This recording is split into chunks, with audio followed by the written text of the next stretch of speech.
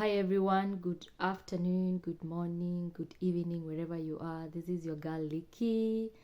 Welcome to my channel. If you are new to this channel, karibu sana. For those who have subscribed, today we are at 200 subscribers and it's only, I think we're going to the second week. I'm really excited. At least now we've moved from Facebook. I decided to open my YouTube channel. That's just the other week. And I already have 7 videos. We've already done how to apply student visa in the UK, what are requirements that you need, and how to apply for school here in the UK. So because on my Facebook channel, I've gotten a lot of questions on the jobs that are available here in the UK. So this video will be about jobs that are available here in the UK. Then later we are going to talk about the dependent visa, and then as time goes by we are gonna talk about the skilled visa available here in the UK. Okay, so subscribe, share, tell a friend to join my channel. Yeah, so when you have already applied for the school, you've already gotten the student visa, and then you're already in the UK. So the step that you are here today is you're already here in the UK. What kind of jobs can you be able to get? Okay, so the easiest jobs to get here in the UK, one of them are caregiving jobs.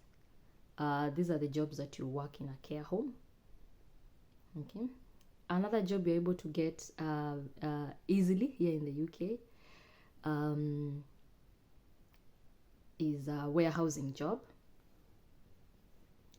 Then there are cleaning jobs, and then there are also the jobs that you can do deliveries, or just you can become maybe like a messenger, like you just run errands for someone, or run errands for an organization or a company. And most of these jobs, they do not require you to have a prior, like ukwe na prior experience. They don't require you to have a prior experience of the job, but there are some organizations and companies that will require you to have prior experience. So ukiwa huku where you are applying, kitu ya kwanza, you're supposed to apply through the agents.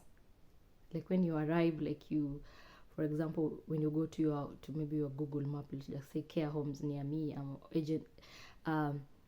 care agencies near me, utapata, itakuonyesha kwa when you Google it on your maps, or maybe just when you go online on Google Chrome,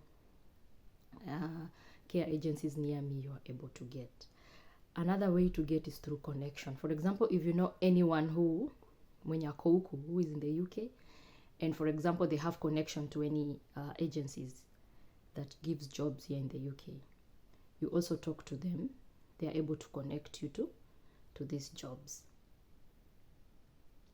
Okay, then when it comes to the easier one, like I remember the other day I had an experience with a friend of mine. So we were just stepping out of class. Then I remember I told him that let's just pass through this recruiting company and see whether we can be able to get a job. So tukaenda, got into the company, we find another Asian guy, and then we were like, we are here for a job. And then the guy was like, there's a job today evening. Do you have your documents here? So I remember for me, I didn't have my documents, and personally, I don't want to do what is it called? I don't want to do warehousing job at this particular point. So my friend had alikuwa na documents zake in his laptop, so aka login and then it was told, I think it was at 4 p.m. That time it was at 4 p.m. 4 o'clock in the evening. So akaambiwa by 8 p.m. akwe at a certain place, like the place where the job was supposed to start. And I was like, oh yeah, seems it's so easy. And for example, arrive, like for example, if you arrive here, let's say the first week that you arrive here in the UK, you're able to get a job. Inategemea bidii yako, na inategemea unajua dadi, na inategemea how quick you are to adapt. Because you can imagine tulienda hapo asubuhi, I mean at 4 o'clock, and by 8 o'clock the guy had started the job, like alianza your job, na tulikuwa tumetoka tu class, like we were like let's go and try this place. I remember that tulikuwa tunaitafuta kwa map ya like where is it, tunaangalia, it was like I think 0.2 miles, like just a walking distance from where the University of Nottingham Trent is. That is where I school. So we go and got a job. So it is very, very easy to get a job while you are here, because there are those who have been asking me, can I apply a job nikiwa Kenya? Can I may say it's not easy, but pia there are those companies that are able to give you a job while in Kenya. And I say that one, I'm going to do a research on it, and I'm going to do on the other video that I'll go to do. I'll be able to shoot, I think. I'll be able to share the video next week. But it is easier to get a job while you are here. And as we say, the easiest visa to get is the student visa. And the easiest one, again, is the postgraduate visa. Because if you come with the postgraduate visa, you are able to come with a dependent or your spouse here in the UK. So it's more or less one of the easier one, because application pia, it's easy. Then the amount of money that is needed for a postgraduate, at least, is more or less affordable. It looks expensive, but when you're already here and then you start working and you look back, you'll see like it's there's a return for the money that maybe you spent while you're coming here to the UK. Okay, someone may ask how much.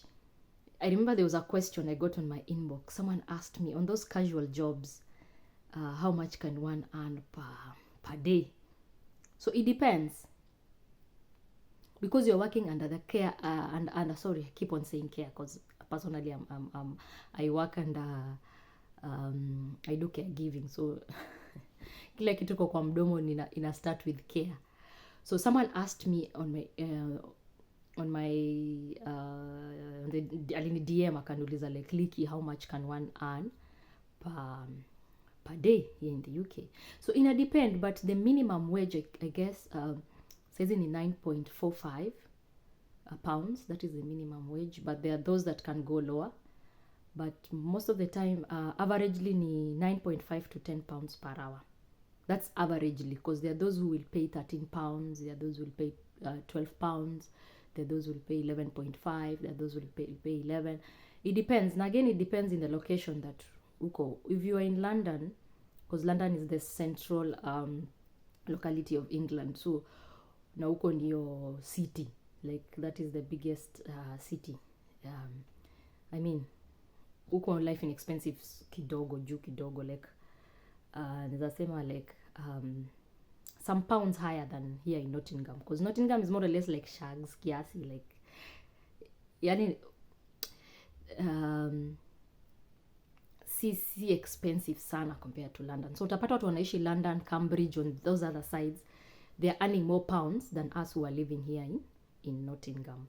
So inategemea tena location yenye uko. Maybe ukiwa Oxford, find the pounds the amount of money you earn is different from someone who's in Nottingham or someone who's in the other city, depending on they pay according to the cities. So unaweza pata to the city, and then depending on the agency that you're working with. But averagely, if you say you earn 10 pounds per hour, then you get a good like a good agency that gives you like 12 let's say like 12 hours per day. No, that's like 120 pounds. If you do 120 pounds, you get something there like roughly from you can earn roughly from that is 120 pounds by the rate of Kenya. Rate ya Kenya says I think it's about, ukiangalia kwa when you check it on Sendwave, sometimes inakuanga 150 155, so you'll get more or less, not less than 15 to 21,000 Kenya shillings per day. That is the amount of money you are able to get. So the first part is get here first, like kuja kwanza, like that part ya kufika kwanza huku ndio the biggest burden of it. But the moment you're already here, and especially when you're out of term time, I'm talking to students here, because kuna sasa wali dependents, the ones that they are not students. If you're a non-student, you are lucky because you are not going to be restricted to work 20 hours during term time. So if you're not a student, unakuwa lucky because you can unaweza dunga shift zako throughout. But if you are a student, during term time is when you can do your visa will allow you to work full time. But before that, utabidi work your 20 hours per week, because such things are being monitored, because those are the conditions of your visa. And sometimes if you go against it, the consequences or the repercussions are dire. So it's good to stick to the 20 hours per week. But if you are a non-student, you are able to work depending on the agency again, because sometimes they give, most of the time inakwanga 7 hours the shortest shift, and then the longest shift ni 14 hours, 12 to 14 hours, 10 sometimes 10 usiku, because kuna night shift and then kuna day shift. Night and day shift sana sana inakwanga kwa caregiving jobs, hizo ni care homes. Alafu night shifts inakwanga most of the time ziko kwa warehousing jobs. Na pia tumesema kuna cleaning jobs, ile unaweza kuwa una clean a restaurant, you can be cleaning anywhere, like everywhere needs cleaning. Like when cleaning someone's house, you can cleaning rentals zenye maybe watu wana vacate ama wanataka kukuja, so you'll be cleaning. So ina depend, because one agency can hire for different jobs. Wewe unaweza enda tu na useme me I want to do caregiving, ama useme for me I want to do a warehousing job.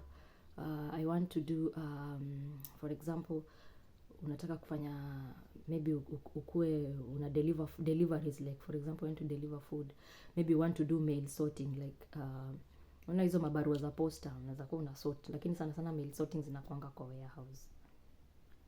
So immediately you